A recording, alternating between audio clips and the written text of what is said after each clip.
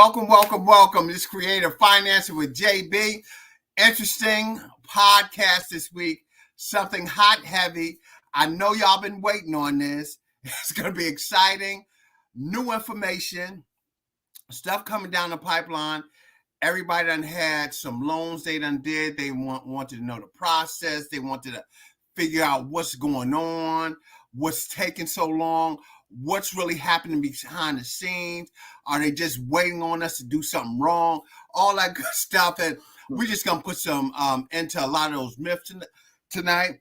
We got the man himself. He's behind the scenes. He's doing it. We got Shawn Whitman doing that processing, got his own processing company. So folks out there, we're going to pass on some information. If you're looking for a strong processor or somebody to do that loan for you that you're going to recommend to your loan officer or something, because it's so important that in this whole loan industry and this whole business here, that your business is based on your processor. If you don't have anybody that's able to deal with that and go through the whole sequence and guide you through these steps or little pitfalls you might have, you're going to have a problem. You're going to run into a lot of issues here. And I'm going to start out. I'm going to let Shawn introduce himself a little bit, tell you a little bit about him. And then after that, we're going to go ahead and get into some questions and some scenarios with y'all. Go ahead, Shawn, take them away. Sounds good. Thanks, Johnny. Appreciate it. So again, my name's Shawn Whitman. I'm owner of Whitman Contract Processing. I've been doing processing for about 25 years, started in quality control. Just got a vast knowledge of the mortgage industry from being in there so long and experienced so many different things, just behind the scenes and stuff like that. So, I mean, that's really it, Yeah, and stuff. And, he's been humble about it. I mean, when you have that many years of experience and stuff that you have encountered, it makes you a lot more knowledgeable of how to set up a loan, how to structure a loan, how to run through the pitfalls of a loan, how to answer underwriting questions, how to make sure you fulfill the commitment of the underwriter so they can approve your loan. And, some of the things that happen here as a loan officer, I'm going to go ahead, I'm going to set that loan up. I'm going to put it in the best way possible with the most information that the borrower has provided for us. And once I do that and I put that loan in the system, it's turned over to Shawn. And Shawn, you're probably going to break down step one for them. I done submitted the loan. It's in the system. They done sign disclosure docs, which is the docs you sign prior to us getting into the loan and process it. What things are you really looking for at that period once they sign those documents? So I'm going to, once they sign the documents, it's showtime, basically. So I'm going to go through the documents, make sure there's no large deposits on the bank statements. I'm going to check out the pay stubs, make sure the income is in line. If I need to order a verification of employment, I'm going to look for things on the pay stubs, like potentially if they have child support, anything like that coming out, 401k coming out, just so I know what's going on with the file. Going to make sure I have 2-year history of employment, no gaps, stuff like that. If there's gaps, we may need a gap letter or whatnot. Different scenarios call for different things. So, basically check the credit report, make sure everything's okay with the credit report, make sure there's no judgments, there's no disputes, check for late payments, stuff that could be a pitfall later down the line or can cause an issue with the loan. I'm going to order title, order the appraisal. If I have a complete file, I'm obviously, I want to have a complete file to submit to underwriting. And sometimes, if things are needed up front before we submit it, depending on the situation, we might submit it missing, say for an example, a second month bank statement. Mm-hmm. Obviously, we want to have it up front, but to get the process going, if it's a quick loan, we might submit it without it. But the goal is to have everything in, submit for the underwriter to come out with the least amount of conditions and have the cleanest file possible. And that's perfect. And y'all heard some of those things that we that he talked about, that credit report, judgments, collections, those things.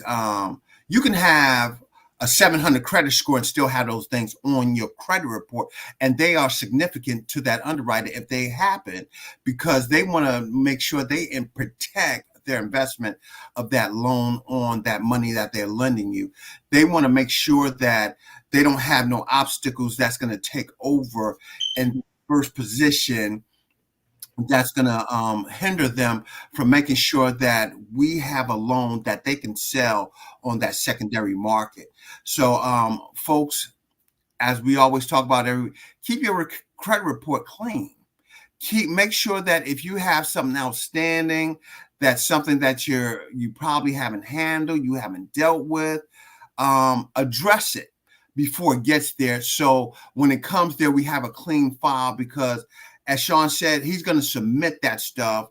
And once he submits that to underwriting, and we have a whole lot of moving parts right here. So as you heard him say, he got the appraisal ordered, right? He got the title ordered. The underwriting's going through right now. And now the underwriter's looking at all that stuff they submitted, and they're going to be in clear communication with Shawn. They're going to be ready to ask all these questions about what they see and why this happens here. And Shawn, just break it down. You got that stuff. You submitted it to underwriting. You got all these moving parts going on. And now the underwriter comes back, and, for example, they might say, the loan suspended before we even start out. What probably happened in that instance? Well, I mean, it could be multiple things. So one thing I do want to say is don't make any large purchases when you're going to get a mortgage, because we've run into that a couple of times, like people purchasing a car or something like that made them not qualify. So large purchases are something you don't want to do going into a mortgage. And I mean, basically, once this file's submitted and being reviewed and stuff like that, it's going to come out with generally conditions. You're almost always going to have conditions in the file.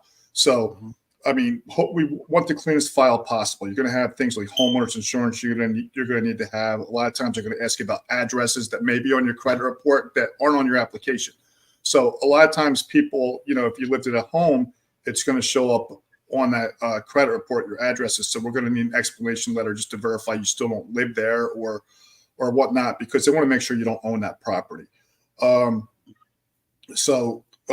Credit inquiries are also a big thing. Credit inquiries on your credit report, they want to make sure you haven't opened any new accounts. So because if you did, and sometimes there's a lapse in your credit report of a couple months, they're going to want to verify you haven't had any new payments. Because if you did, they're going to want to count those in your mortgage debt ratios just to make sure you still qualify. So again, you don't want to have any big purchases, or you want to be careful when you're going into get a mortgage, just to make sure that's not going to be held against you. Right. And Shawn says something. He said, after purchasing a new home, how soon can you refinance? Shawn, what's the usually timelines? And you probably can break that down for them. So typically, I mean, we have different scenarios. I mean, typically it's a year, but I mean, we do have some things that are 6 months. So it depends. They want to see typically 12 months of payments. Mm-hmm. 12 months of payments, on-time payments, not payments, not that next month I'm paying 2 months because I missed the back month, because that's going to disqualify you right there. Especially on a refinance.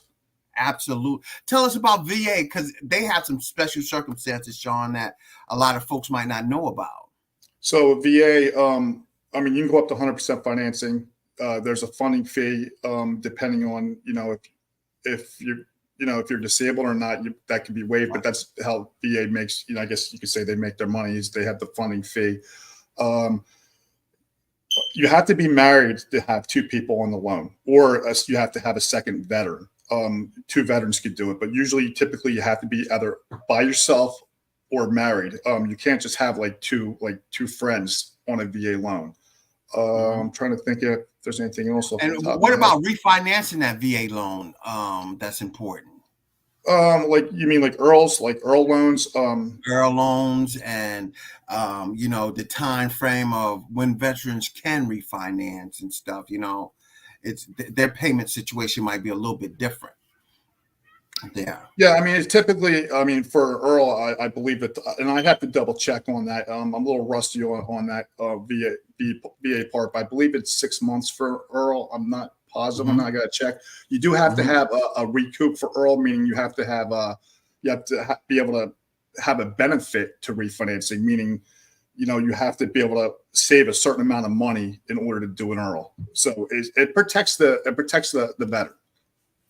It protects the veterans. So for all them veterans out there that you're looking at, you got to make sure you got that 210 days that we're talking about for refinancing on that stuff, so we can do that rate and term, and we still can get our VA benefits for that. So we're in there. So Shawn, now we're into the part of the underwriter and review the file. They came out with conditions. For example, we probably seen that on the credit report they got child support that paid off, or they might see something on the credit report that the address that the creditor has right now is not the same one on the ID that we uploaded for it and stuff. And how do we handle that? So for the ID, we're going to ask for, first off, an explanation letter to verify why the address is different. Typically, it's something like, well, I moved, I just never updated it. But so it's typically just an explanation letter. I mean, there are circumstances, I guess, where, they could further ask for something additional if they feel like they own that property and aren't being truthful or whatnot. But I mean, typically, most of the time, an explanation letter will take care of it. Yeah, for it. So you got that explanation letter that we're gonna have. So if that's something else that we can have, we need that anytime, all the time, to be updated. So a lot of folks move, they don't update their license and stuff. That's going to be something that we want to make sure we have updated. Now we talking about self-employed income. Shawn, what's some of the obstacles we see with self-employed income that you have noticed? Well, typically for a self-employed person, you're going to need 2 years tax returns. You can, if you've been in the business for 5 years, if the scoring allows it, you could provide 1 year tax return. So write-offs and stuff like that, like, could lower your income. So that's an important part. Like you have to be able to show the income, net income after the write-off. So if you're writing a bunch of stuff off, you might say, hey, I brought this amount in, but we can't show that amount because of the write-offs in the mortgage world. Depreciation, depletion, stuff like that could typically be added back in if you have that on your return. You may need a profit and loss or a balance sheet. It depends. Usually you're going to need at least a profit and loss. Typically you could be asked for a balance sheet also. They're going to also want a CPA letter just to verify you're still self-employed. Well, they want to basically verify you've been self-employed for at least 2 years and are still actively self-employed. And they're going to want that within 30 days of closing. Yeah. And folks, that CPA letter is important.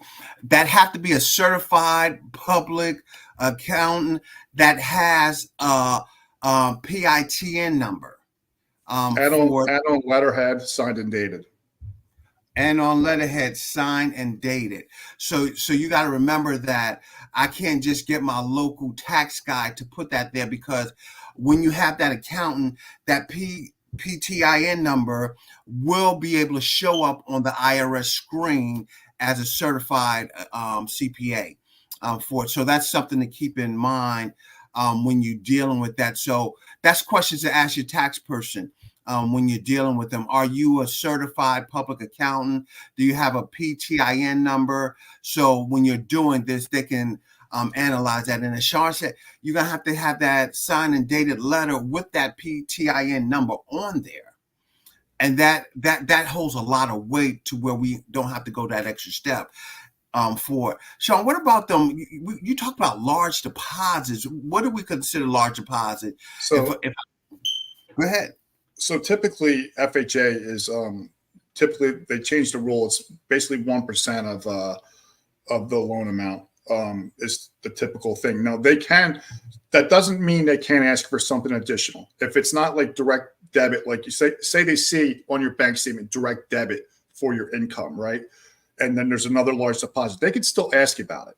But I mean, typically for FHA, it's 1%. Anything out of the norm of your bank statement, they could ask about it. Like if you say there's like a $20,000 deposit, it could be a 401k deposit for buying the home, but they still have to document it. I mean, anything out of the norm that they see that's considered large, it's underwriting discretion. So they could literally ask for pretty much whatever they want within reason.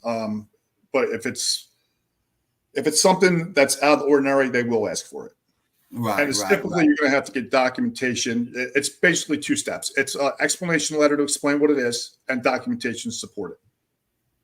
Right. Too for it and stuff. And he said something 401k. I know a lot of our buyers sometimes wants to use their 401k, their retirement statements and stuff like that. You need 2 months of that, Shawn. What is it regulated? 2 months of the statements and so all that information? Typically for conventional, you want to read your score sheet, okay? In our world, but you want to read your score sheet just to verify what they're asking for. But typically for conventional, they're going to want 2 months. FHA it's usually 30 days. Yeah, and let me just explain. A score sheet is, we call it DU underwriting, which is desktop underwriting. It's an automated system. It's almost like when you go get a credit card online and you apply and then you come back approved or not approved for that credit card. They have some situations and conditions here. It's the same thing in the mortgage world.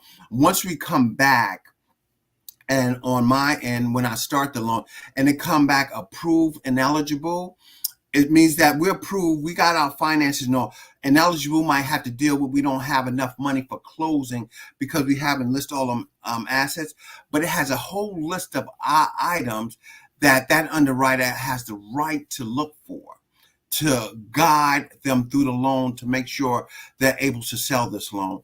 I want everybody to be real focused on this. The bank always, at some point in time, is going to sell that loan and never keep it for 30 years. So they want to make sure that when they sell it and they have to package that whole package together, all those documents are right there. They're sitting there. They're being able to be accessed. So when they hand it to that next lender and that next lender hand them a check, boom, they can be paid and it's clear, and that next bank is going to service it. That's why underwriting is so important. And Shawn, you got to kind of break down with that underwriting.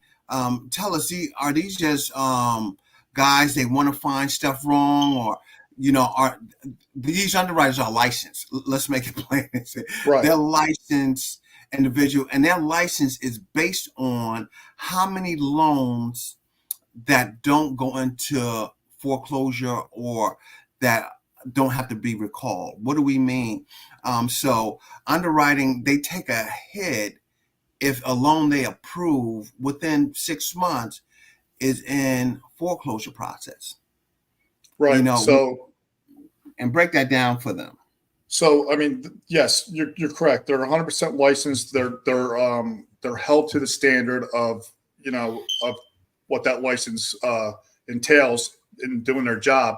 And it's basically, they have to protect themselves. Sometimes, people get conditions during, well, why do we need this? They have to paint a picture for the investor. They have to make sure like that file makes sense. And a lot of times when we're getting an explanation letter, some people think it's silly, but it's not silly, because the investor, when they get it, that explanation letter is explaining to the investor what is going on and why we documented something the way we documented it. So it's really painting a picture for the investor when we're asking for these things, just to make sure that they're going to be okay with the file. Mm-hmm. And this is almost like somebody lending you money. For example, I'm lending Shawn $100, and he said he gonna pay me back in a couple of weeks. Shawn, you got a job? Where's your money coming from? Because I want to make sure I get that $100 back. The same thing happened in the mortgage world with the investor, because Shawn, you might want to tell them what happens when they can't sell that loan.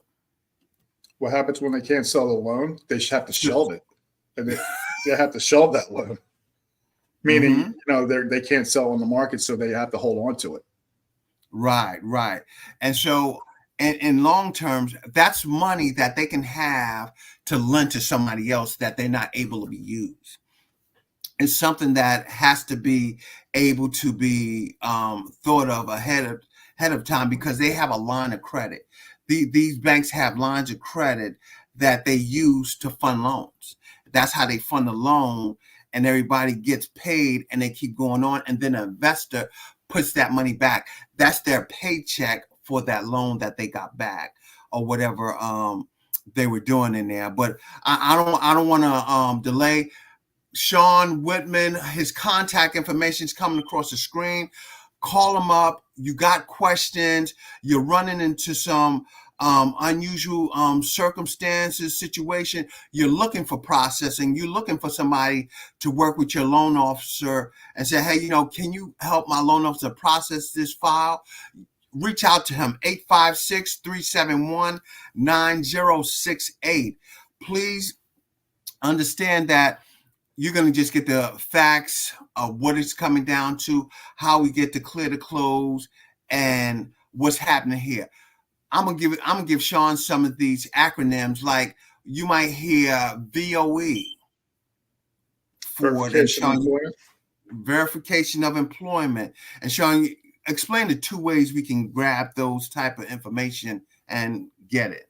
So typically, a lot of times nowadays, they have something called the work number, which we'll put the information in and it'll just pop up. It's real easy. It's, obviously there's a fee for it, but it's really convenient. So sometimes that doesn't even always have the information. Most of the time it does, but sometimes we would still have to get a separate VOE.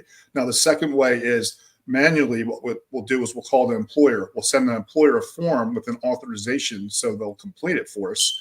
And basically, we'll just be on their timetable to get it back and fill it out completely. And we got to hope they fill it out completely. We're going to instruct them which way to do it, but we got to make sure it's fully completed, or underwriter will not take it. So it's basically using the work number. They have other companies like Thomas and Company and stuff like that too. There's a couple other ones. So we'll either use them or we'll do it manually. Do it manually. For that, somebody just came up with the question: why is the mortgage company quick to sell your loan to another mortgage company? It's a couple of reasons here. And Shawn, you want to probably pass on some of the stuff you know. Well, I mean, they're just some of them don't hold servicing. I mean, it's to make money as another reason. A lot of it has to do with servicing too. There's companies that service loans, companies that don't service loans. I mean, it just depends, but almost always you're going to see those them being sold. I mean, it's typical in the mortgage industry. That's going to happen all the time. Yeah. So they're selling it because it's a profit. You selling your house, you're going to make a profit on it. You're going to do that to invest that money someplace else to keep growing. If they don't do it, as Shawn just was saying, it sits on the shelf. They just collecting that interest monthly and putting it to the side. But sometimes they need that bulk so they can go ahead and do so many more loans at that time, and when it comes through there.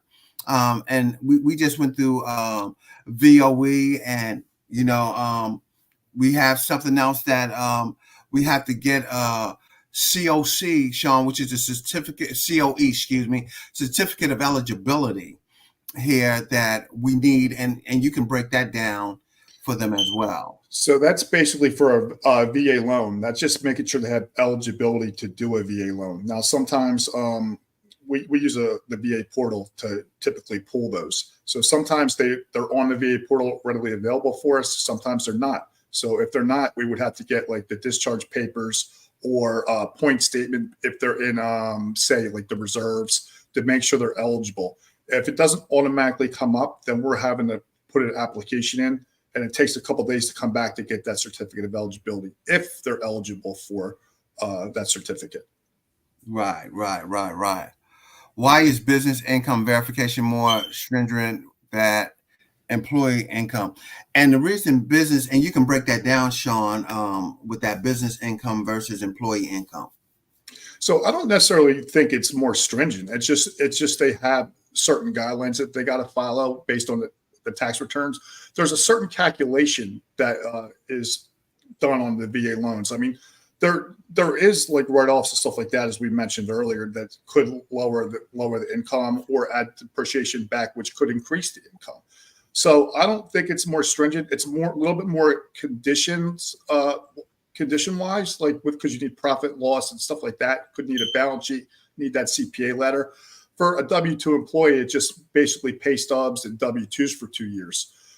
Typically, you need the most recent 2 pay stubs, 30 days worth for a W-2 employee, and then sometimes you need a verification of employment during the process. You're always going to need a verification of employment within 10 days just to verify they're still employed there. So it's always going to be a standard calculation for self-employed. So I don't really feel it's more stringent. It's just a certain calculation that they have to follow. Yeah.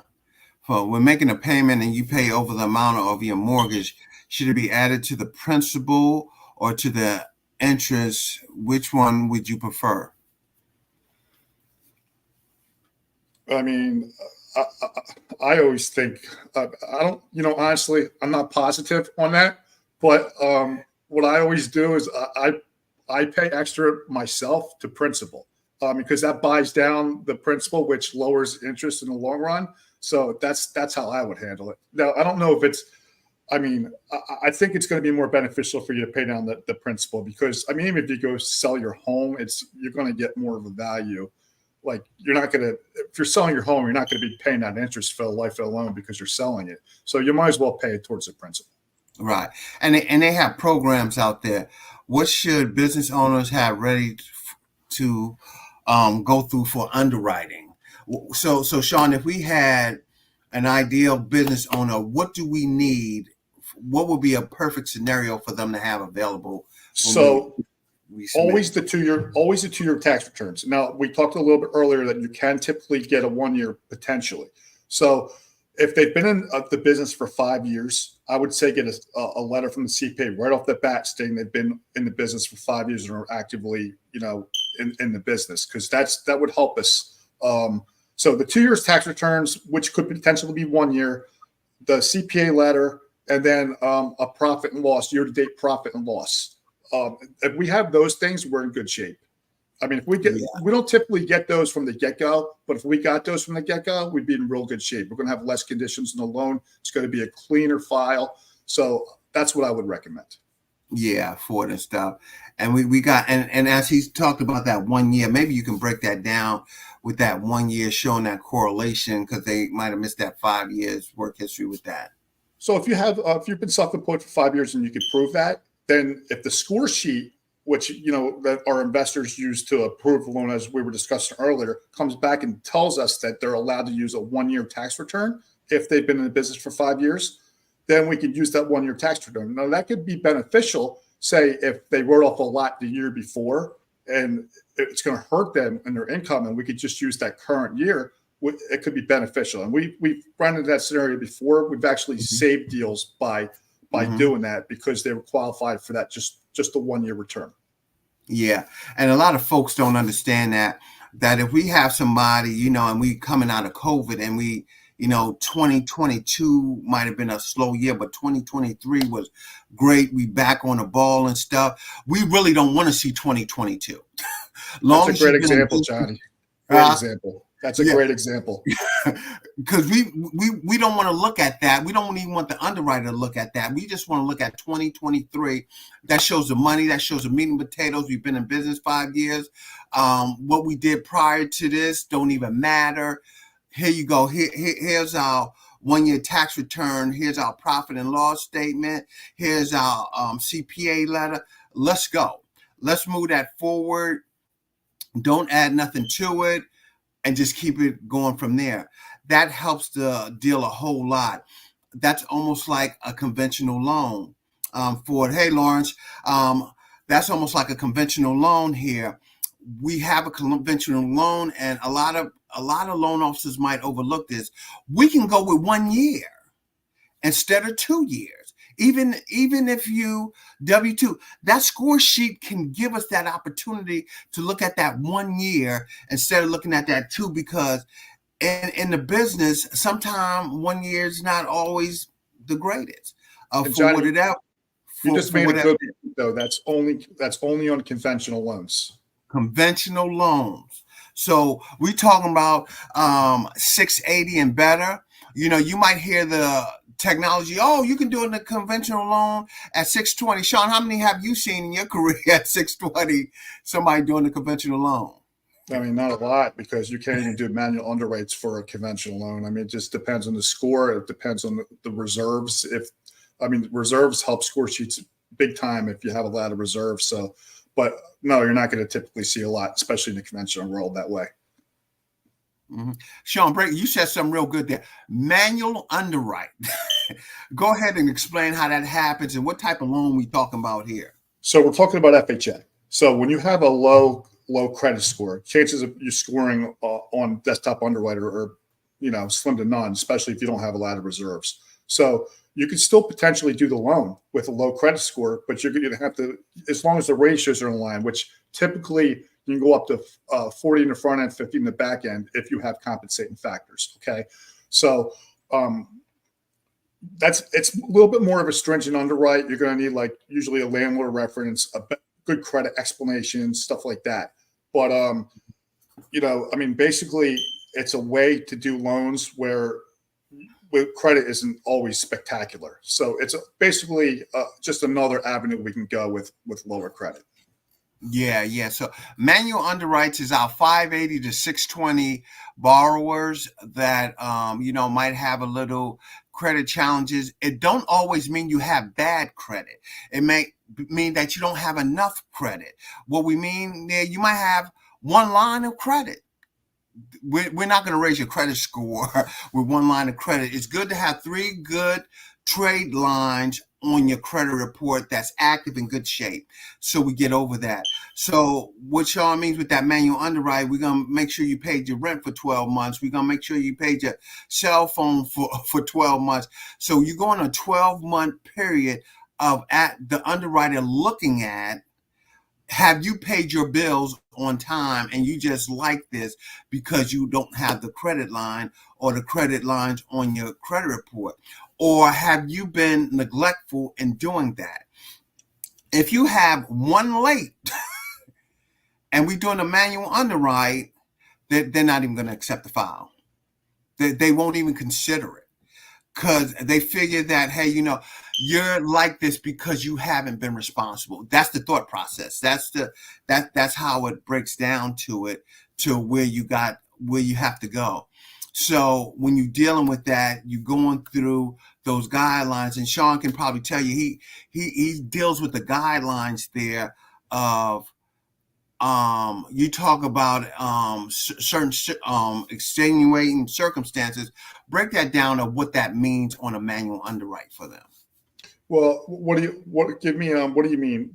So somebody come to you, say, yeah, my credit's 620, but I was late one time on the car note. Would that be an extenuating circumstance, or would they get exception for that, or how would that work?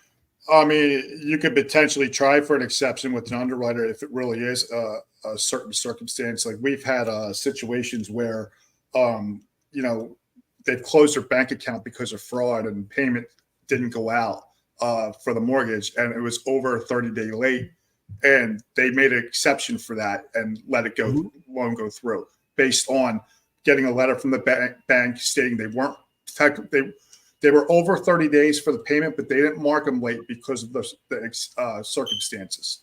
So that's one example right there. Yeah, and we just had that happen. I owe Uncle Sam a ton of money. How does that affect my ability to get a loan? So, I will let you have that, Shawn, because No problem. I got that. So if you owe Uncle Sam some money, typically if you have taxes due, you're going to either have to pay those taxes or you're going to have to be under a payment plan that's approved by the IRS, and you're going to have to be able to show you've made at least one payment. Okay, and then yeah, I mean, basically that's it. I mean, you're liable for that money with the IRS. It's either paying it or a payment plan. That's your options right there. yeah. So it's not that you owe IRS. The fact of the matter is that you're setting up and taking responsibility of what you have out there. You making sure that you're paying them. IRS never came after nobody as long as you pay them. Long as you set up a payment plan or something to show that you're paying them and make it affordable for yourself. We're not telling you that we owe $50,000 and you got to pay $3,000 a month. Now set up something that's within your budget. IRS will talk to you. They'll give you some guidelines and look at your income and say, hey, set us up. We can take $250 a month. They will count that payment. They will count that payment in your debt ratio too. Just to throw that out there. Yeah. So we talk about DTI. What if you haven't paid taxes at all for a few years and haven't made a payment, haven't had a plan yet? Lawrence? You could set that up. You could set that up on irs.gov. I mean, but so you can go up there and set up your plan. As long as it's an approved plan, we could show a payment. You could do it. And stuff. So now we just talking about the DTI, making sure that we're setting up payment history to the IRS. And guess what? Underwriters is respectful of that. As he said, we're going to have to include that in your debt to income ratio. So just know that's another bill we're going to have to add and break it down. And Shawn, if you want to break down DTI for them on the front end, and then the back end for them. So the front end is going to be your housing payment, like your principal and interest, taxes, and insurance.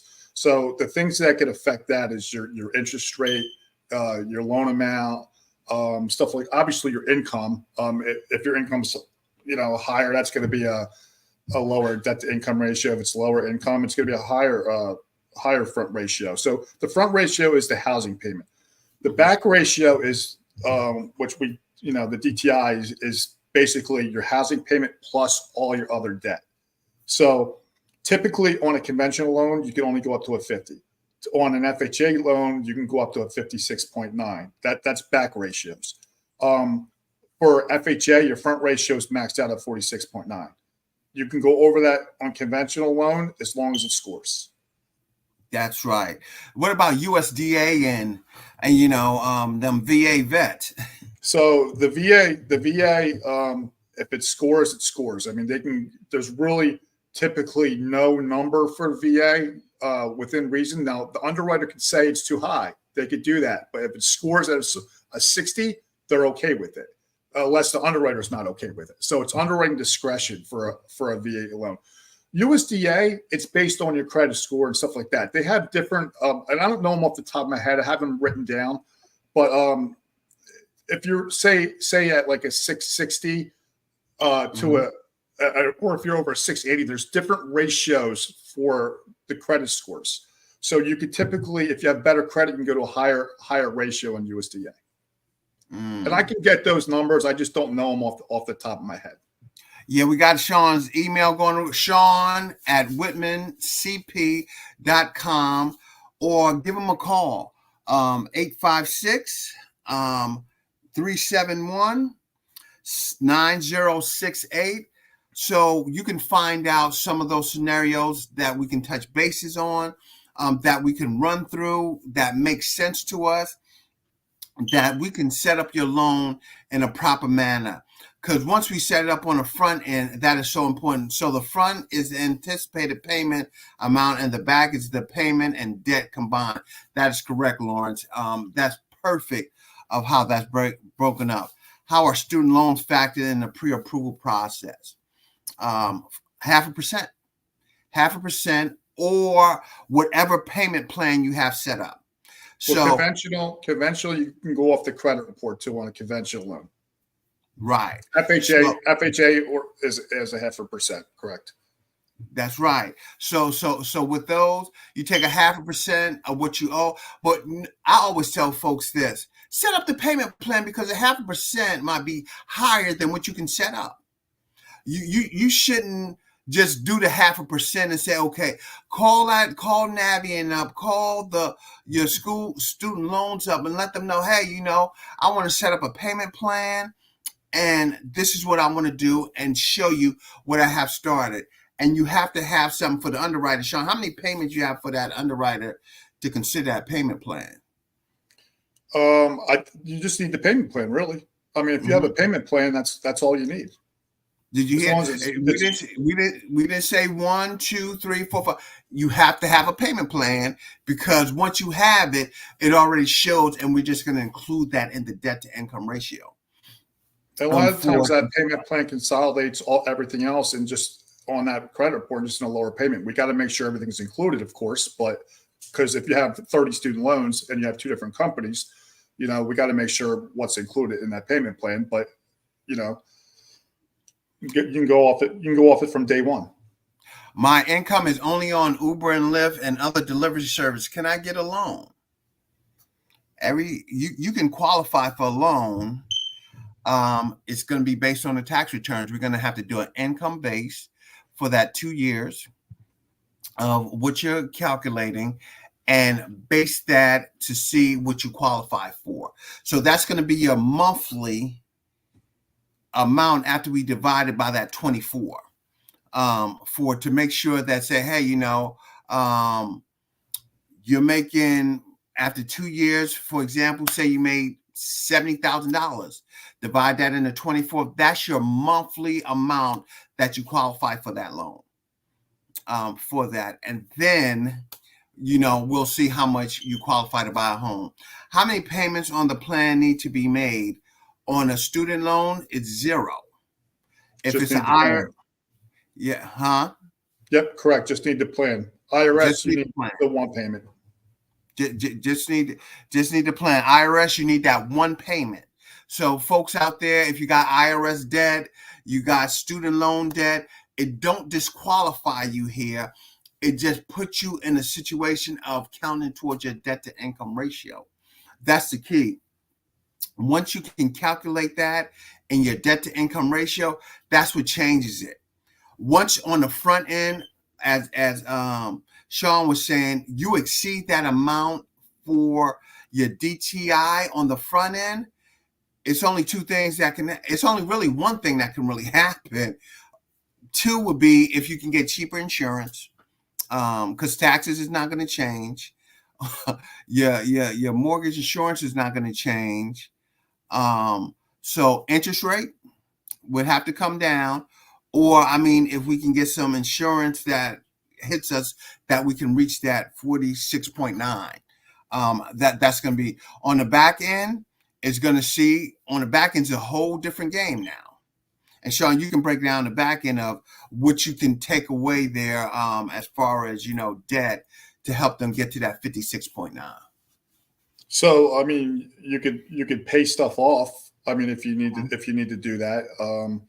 If you're in a conventional loan, this is an example for a conventional loan because we mentioned mortgage insurance. So you could potentially do a one year premium instead of counting that in the ratio. You're going to have, when you have a 1 year premium, it's going to increase your closing costs because you're going to have to pay the insurance up front, but it won't be in your ratios. So that would lower your ratios. Sometimes less than 10-month payments can be written off as long as it's a certain percentage. The payment has to be, I want to say it's 5% of your income. If as long as it's under that, and less than 10 payments, you don't have to include that. There's other factors too. It's not coming to me off the top of my head, but those are a couple examples. Yeah, for this. Per the share ride question, what if you have the bank statements proving income, but you haven't paid taxes yet? You have to have, Lawrence, we have to have a tax, we have to have taxes to do that, not unless we're going to do a bank statement loan. So if we're doing a bank statement loan, that takes away the whole tax problem. It's a whole different non-QM loan that we can do for that. If you haven't paid taxes, they do have bank statement loans. Bank statement loans, you have P&L loans, profit and loss loans as well, which they base it on your deposits for your bank statements. What do I mean by that? You got to have that higher credit score for a bank statement loan of 680 at least, some 660. But then, and they do come down, but it limits your loan to value. And when you do that, they take 12 months of your bank statements, of your deposits. They can use 50% of it to qualify for a bank statement loan if you got the credit score to base your loan on that. I want y'all to keep in mind your interest rate is way higher. It's going to be higher than your normal govy rates that you see. What are some of the instances that you can get a loan denied during the underwriting process? Shawn, I'm going to let you break that down. So late payments, high ratios, back and front. There's a ton of reasons you can get denied. Income can change. Your income might have changed. You stop working that second job now, and we use that income to qualify for it. You haven't fulfilled the obligations to a tax bill. You haven't. You now got a collection that hits your account that you got to pay at closing, and you don't have that money to pay. It's several circumstances that can be included in there that might change it, but it's not. The denials is once you cannot fulfill the obligation of the circumstance the underwriter is going to ask. Falsifying information too could do it. We've run into that also. Just Right. So it's a conversation with the underwriter to see how we can overcome that hurdle, because the underwriter wants to help, but guess what? If we don't able to provide the solution to do it, then they deny the loan. They said that it's not a viable loan for them to do, and we have to deny it. Those are things that happen in this process, and that we try to eliminate by looking to see if something happens. But the best thing is to have that communication. If you're running into something, or we're going to have that, your loan officer, that we can work with the processor so they can communicate that vision to that underwriter. That's the best thing, because we got to talk together. Me and Shawn talk together a long time sometimes just to figure out the situation of how we gonna prepare and package this to the underwriting team, and that they can understand what we're trying to do. We have a viable person. They're gonna pay the mortgage. They're not gonna default on the mortgage, and that's the whole question of what we're trying to do. That's what we're trying to prepare to the underwriter. Can I get a gift from my girlfriend to buy a house? She doesn't want to give her bank statements. Two things have to happen on that. Shawn, tell us what has to happen. So normally it's got to be your fiance, or you can do a friend if you could prove a long-standing relationship, which is not always the easiest thing to do. Now FHA just changed to that, Shawn. What's that?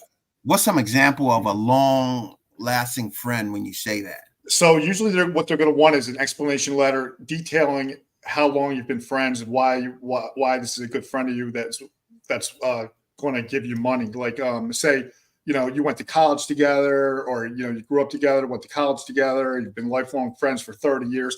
They're going to want a letter plus some proof. Like they're going to want like a Facebook post, believe it or not, just showing when you guys became friends on Facebook, just to prove long-standing relationships. I mean, that's normally what they would do, is get a letter, and Facebook's just one example. There's other things you could do. You could do, but it's not always the easiest thing to prove. And we always, if you're going to get a gift, it's got to be typically from a relative. I mean, there's certain circumstances where you could do other things like churches and stuff like that, but Usually it's got to be from a relative, fiance, blood relative, typically. Mm-hmm. And what documents are we going to need there? So the gift letter, you always need a gift letter. Now, typically, you're going to need a copy of the check. They prefer to have a copy of a canceled check. If it's a cashier's check, they just changed the rules on FHA where you don't necessarily need to have the donor's ability anymore. I mean, before you had to have the donor's bank statement for 30 days showing the gift coming out. They'd have to scrutinize the large deposits to the donor's account also. So if the donor had a large deposit, they would have to document the donor's large deposit. So, but typically now it's a gift letter, and a canceled check. Yeah. So one of the two. So when you're doing those gift letters and everything, sourcing funds. That's why we was joking, say, yo, if you got money under the mattress, let's go. Let's do this now. Let's not wait for it and stuff. And let's make sure we able to fill out that and show the relationship on there. On that gift letter, the borrower and the one that's given the gift must sign that. What signatures is preferable for that underwriter? And the bank statement is the bank information on the gift letter is the donor's bank information, not the borrower's information. That's correct. And Shawn, when they get that gift, where should they turn that into? I mean, what's the best scenario? Should I put it in my bank to deposit and I gotta wait, or it depends on time. Like if you're like got a 60-day loan and you want to get it over with, you can just put it in your bank account and then get either wait for your statement or go to the bank and get we always say 60-day stamped and signed printout. Now you want to stamp and sign it, the bank to stamp and sign it because that authenticates that printout. Since it's going to look like a typewriter printout, it's not going to be an actual mailed statement. So yeah, I mean, you could also give it to the title company. That's another option, or attorney. You'd have to give them the check. We'd have to get a copy of that check, and we'd have to verify with the attorney that they're holding the money by getting an escrow letter. So that's the other option. And all of that has to be submitted to underwriting in a timely manner for it, so they can have it and see it. Once you have that in place, it simplifies the whole process for it, and it makes it easier for the underwriter. The more you give them to clear these conditions, because those questions is going to come up from underwriting about certain circumstances or certain things that's happening. We need to make sure that we have it so we can just hit them with it, and underwriter can clear that condition. Please understand, with these underwriters, every underwriter is different based on their service levels. Some underwriters might say, well, I'll review in 48 hours. Some might say 24 hours. Some might say 72 hours. It depends how far backed up they are to do those loans. We done seen, Shawn, we done seen 6 days, they said? We have recently, yeah. Yeah. So they're saying that once you submit that one document, they have up to 6 days to review it, which means that they have a backlog. Typically, if it's a clear to close, they'll do it faster. But right. You're absolutely right. If there's time, it's not coming up to closing date, it could be 6 days. That's another reason we want to get as much stuff in as we can on initial review and get stuff in as quick as possible, because you don't know the turn times. You don't know. Underwriter's going to scrutinize that file, go through it, and make sure everything looks good, and they're going to add conditions if they need them. We don't want conditions last minute. We want a smooth process. Communication is important for us. To see things go smoothly is important for us, for our service levels and stuff like that. The sooner the stuff comes in, the easier the file is going to be.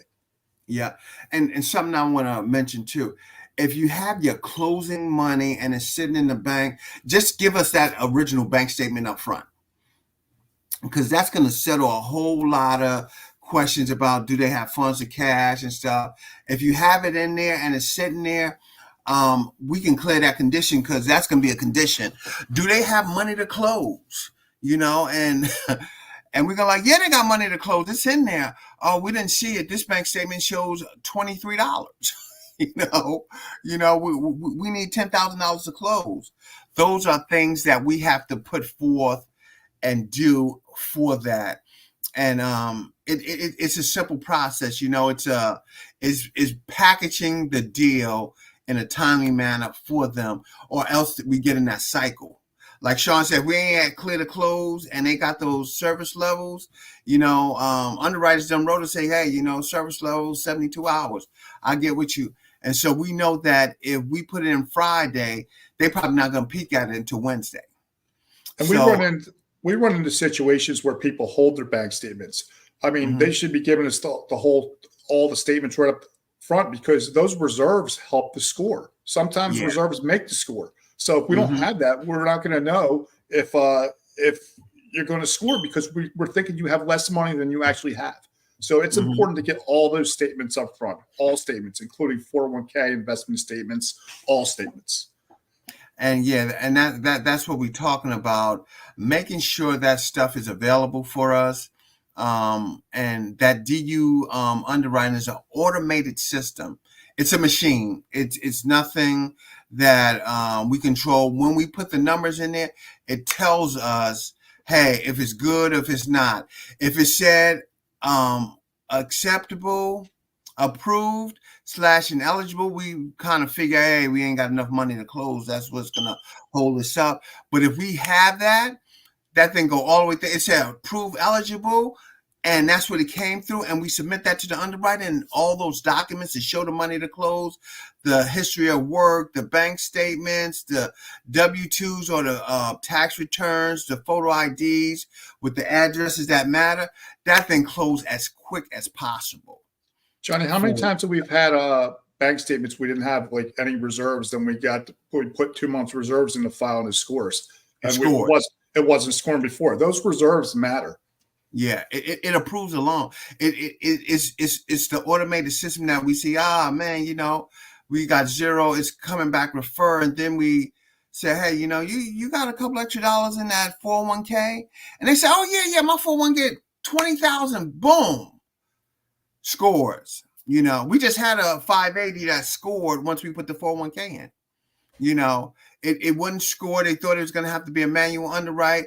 We put that in there. That thing scored automatically. It don't happen like that, but guess what? It shows she had reserves, and the automated system loved it. And it saved the loan. It saved the loan. They closed, and everybody's happy. Man, Shawn, I want to just thank you so much, coming on tonight, sharing a little bit with our audience, taking the time so we can break down this process situation, what happens here, how it can happen, how it can be simplified, and how it can be worked out to get the deal closed. Well, thanks for having me on. I really appreciate it. Anytime, that. Yeah, as you see Shawn's numbers at the bottom, he has his own processing company. If you have a loan officer that probably needs some processing, hit them up, let them know. They'll have a conversation with that loan officer so he can process that loan to get it done, to provide you with what you need to get it to go through. I was late on this, so Shawn is the processor you told me about. Absolutely, Lawrence. That's who I was telling about. You seen him right here firsthand, Lawrence. This Shawn, you got his number now. And everything. Man, Mel, thank you so much for that too. And great questions and stuff and everything. And that's how we get deals closed, man. This is Creative Financing with JB. Man, I want to thank y'all for tuning in. Remember, your documents is your approval. Let's have them. Let's get them. Let's close these loans so you get your new house and everybody can be happy. See you next Tuesday, same time, same place, and have a great night.